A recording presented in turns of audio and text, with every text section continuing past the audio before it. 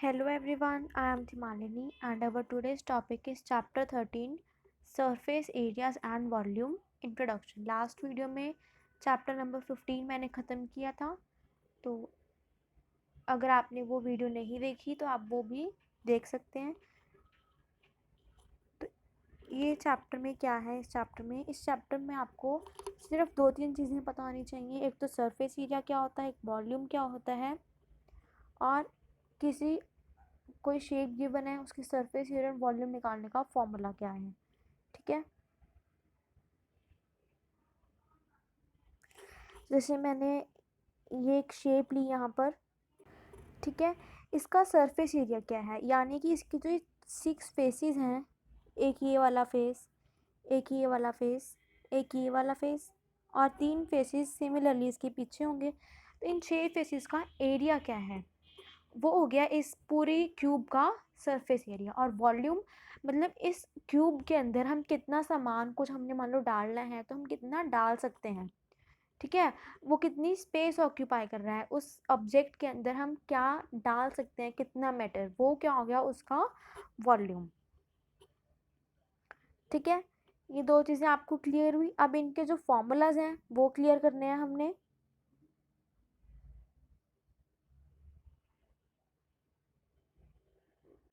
तो ये सबसे पहले है हमारा क्यूबॉइड।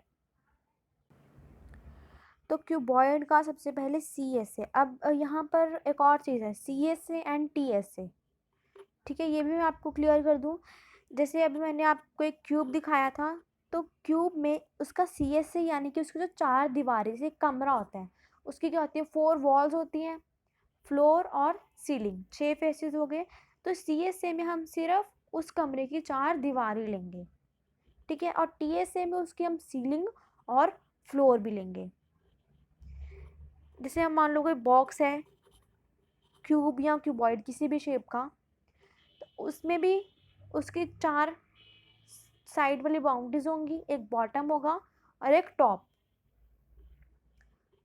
तो सी एस ए में वो जो टॉप होगा और बॉटम वो हम नहीं इंक्लूड करेंगे, सिर्फ उसके जो 4 बाउंड्री हैं वो हम इंक्लूड करेंगे। और टी एस ए में हम 6 के 6 फेसेस ले लेंगे। तो क्यूबॉइड का सी एस ए और टी एस ए, ये हर शेप का सी एस ए और टी एस ए का फॉर्मूला अलग होगा। ठीक है, तो पहले आता है क्यूबॉइड। क्यूबॉइड का सी एस ए, पहले देखो होता क्या है क्यूबॉइड का सी एस ए। ठीक है, 2LH प्लस बी एच, ये तो उसका हो गया formula, 2LH plus B H.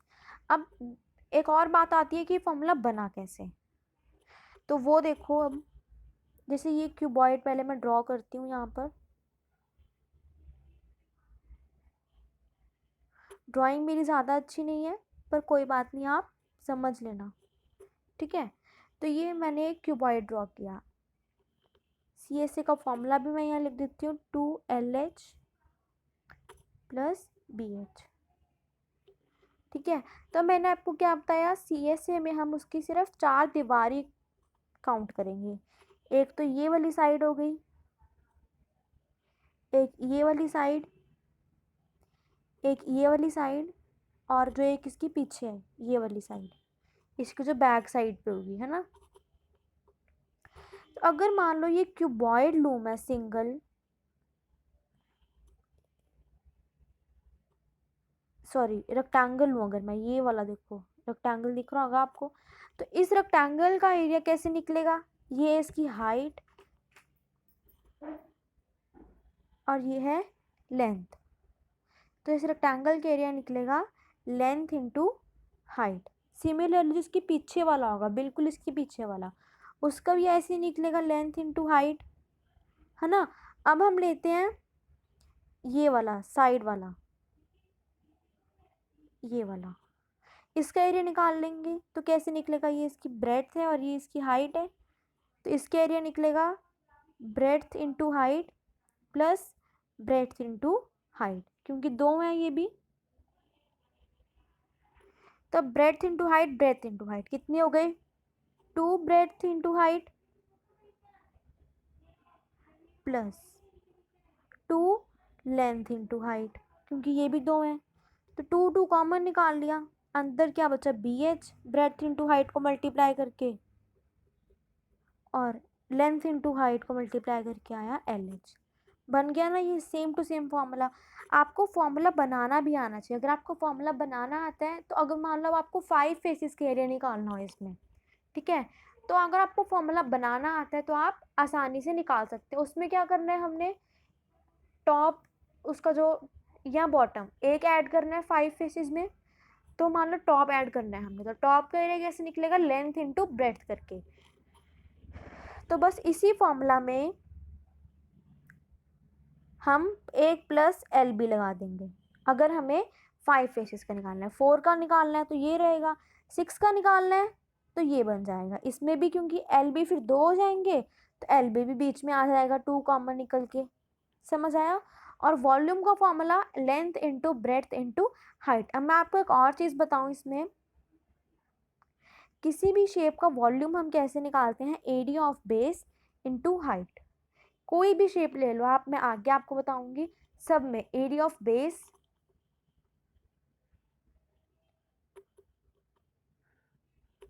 Into height अगर आप करोगे तो उस शेप का क्या निकल जाएगा, वॉल्यूम। अब आप यहाँ देख सकते हैं, मान लो हमने क्यूबॉइड ड्रॉ किया, उसका जो बेस होगा उसका एरिया क्या होगा, LB, है ना, और उसकी हाइट H, तो फॉर्मूला क्या बन गया, LBH। अब आप पीछे देखो, वॉल्यूम का क्या फॉर्मूला है क्यूबॉइड की, L into B into H, LBH बन गया ना वॉल्यूम का वही फॉर्मूला। तो नेक्स्ट है क्यूब। क्यूब का CSA का फॉर्मूला 4a², 4 साइड्स हैं 4a², 5 साइड्स हैं तो 5a², 6 साइड्स हैं तो 6a²। अभी बना कैसे, जो क्यूब है वो 6 स्क्वायर से मिलकर बना है ना। तो एक स्क्वायर का एरिया होता है एक स्क्वायर, A²। तो 6 फेसिस वाला जो क्यूब है यानी कि उसका TS है, तो उसमें हम क्या लेंगे, 6a², और उसके CSA में हम कितने स्क्वायर्स इंक्लूड करेंगे, 4, तो उसका फॉर्मूला बन जाएगा 4a²। और वॉल्यूम A³, ये देखो ये भी सेम वैसे ही बनेगा, area of base into height. Area of base होगा A² इंटू हाइट को इसमें हम A ही लेते हैं, मतलब क्योंकि तीनों साइड सेम होती हैं, तो क्या बन गया, A³। ठीक है, क्लियर हुआ। नेक्स्ट आ जाती है आपकी शेप कोन। इसका CSA होगा πRL। देखो कैसे, कोन ऐसी शेप का होगा। तो अभी जो नीचे वाला पार्ट है ना, ये कोन में क्या होगा, खुला होगा, CSA अगर हम लें, ठीक है। इसका फॉर्मूला क्या होगा, πRL। अब इसमें L क्या है, L is here slant height. अब आप पूछोगे कि स्लांट हाइट कहाँ पे होगी कोन में, देखो ये कोन है, ये तो हो गई इसकी रेडियस, ये हो गई इसकी हाइट, ये जो हम सेंटर में लाइन ड्रॉ करेंगे ये हाइट, और जो ये वाला है ये हो गया इसका L यानी कि स्लांट हाइट। अब आप एक और चीज़ यहाँ नोटिस करो, ये क्या बन गया, एक राइट ट्राइंगल बन गया। तो अगर आपने किसी क्वेश्चन में L निकालना हो तो आप पाइथागोरस लगा के L निकाल सकते हो, ठीक है। तो πRL इसका CSA हो गया। TSA में πR ब्रैकेट में R प्लस L। अभी बना कैसे, देखो πRL तो उसका फॉर्मूला पहले से ही था, है ना, प्लस अब इसमें बेस भी इंक्लूड हो गया। बेस क्या है, πR², सर्कुलर बेस है, तब इसमें से πR और πR कॉमन निकालेंगे, यहाँ बचेगा एक L, प्लस यहाँ R² था तो एक हमने कॉमन निकाल लिया तो यहाँ बचा R। बन गया ना सेम टू सेम फॉर्मूला। तो बस आपको फॉर्मूला बनाना आना चाहिए। मैं आपको दोबारा कह रही हूँ, फॉर्मूले आप कितने याद रखोगे, तो आपको फॉर्मूला बनाना आना चाहिए। अब इसका कोन का वॉल्यूम 1/3 πR² H। ये भी same area of base into height. Next आते हैं सिलेंडर। सिलेंडर का ये से हो गया 2πRH and TSA 2πR bracket में R प्लस H। देखो अब CSA क्या था, 2πRH, प्लस TSA में और क्या इंक्लूड हो जाएगा, 2 पाई आर स्क्वायर। अब यहाँ पर पाई आर स्क्वायर तो समझ आता है एरिया ऑफ एक सर्कल हो गया है ना। तो अब इसमें हमने 2 क्यों लगाया, क्योंकि सिलेंडर आपने देखा होगा इस फॉर्म में होता है। तो इसमें कितने हैं, 2 सर्कल्स हैं, है ना।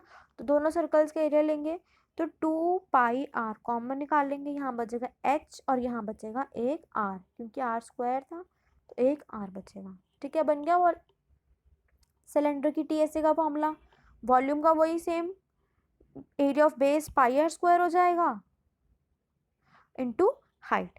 सफियर में, सफियर का CSA और TSA एक ही होता है, क्योंकि सफियर है पूरा गोल बंद, है ना। उसमें हम थोड़ी CSA और TSA लेंगे तो वो क्या होगा, एक ही होगा, जो क्या होता है 4 पाई आर स्क्वायर, और वॉल्यूम 4/3 पाई आर क्यूब।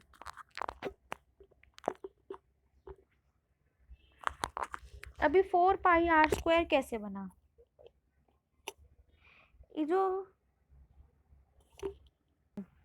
ये देखो मैंने क्या बनाया, 4 सर्कल्स, थोड़े ठीक नहीं बने बट आप समझने के लिए ठीक है, 4 सर्कल्स बनाए। अगर आप एक कपड़ा लो और इन चारों के ऊपर ऐसे कवर कर दो, जैसे आपने कपड़ा लिया और आपने इन चारों के ऊपर आपने ऐसे, थोड़ा ठीक नहीं बना, इन चारों के ऊपर आपने ऐसे कवर कर दिया स्फीयर की शेप में, तो अंदर इसके कितने सर्कल्स हैं, 4 सर्कल्स हैं। तो एक सर्कल का फॉर्मूला क्या होता है, पाई आर स्क्वायर, एक सर्कल के एरिया का, 4 है तो 4 पाई आर स्क्वायर, ऐसे बना इसका फॉर्मूला। ठीक है, CSA और TSA का सफियर का, और वॉल्यूम 4/3 पाई आर क्यूब। अब हेमिसफियर का 2 पाई आर स्क्वायर कैसे बना, जैसे ये एक सफियर था, इसको बीच में से अगर आपने काट दिया तो ये वाला जो पार्ट बचा, ये क्या बचा उसका नीचे, हेमिसफियर बचा। तो हेमिसफियर का फॉर्मूला सफियर के फॉर्मूला से हाफ होगा, उसका 4 पाई आर स्क्वायर था, इसका क्या बन जाएगा 2 पाई आर स्क्वायर। अब इसमें CSA और TSA अलग होगा, CSA होगा 2 पाई आर स्क्वायर, और TSA में ऊपर भी कवर हो गया, तो यानी कि 1 पाई आर स्क्वायर और ऐड कर देंगे, वो बन जाएगा 3 पाई आर स्क्वायर, और वॉल्यूम भी उससे हाफ हो जाएगा। सफियर का वॉल्यूम होता है 4/3 पाई आर क्यूब, इसका हाफ कर देंगे तो ये कट हो जाएगा 2 पे, तो बन जाएगा 2/3 पाई आर क्यूब। ठीक है, तो आई होप आपको समझ आए होंगे कि ये फॉर्मूले बने कैसे, और अब आपको अगर ये समझ आ गया कि ये फॉर्मूलाज कैसे बने तो आपको इनको याद करने में कोई दिक्कत नहीं होगी। तो नेक्स्ट वीडियो में हम करेंगे एक्सरसाइज 13.1 से स्टार्ट, लेकिन तब तक आपको ये सारे फॉर्मूले याद होने चाहिए, नहीं तो एक्सरसाइज में सिर्फ कैलकुलेशन, आपको क्वेश्चन दिया होगा, आपने फॉर्मूला लगा के सिर्फ उसमें वैल्यूज पुट करनी है, तो कैलकुलेशन तो ईजी होती है, वो तो हो जाएगी, बट आपको उसके लिए पहले फॉर्मूला याद होना चाहिए। तो नेक्स्ट वीडियो तक आपने फॉर्मूला याद करना है। ठीक है, थैंक यू।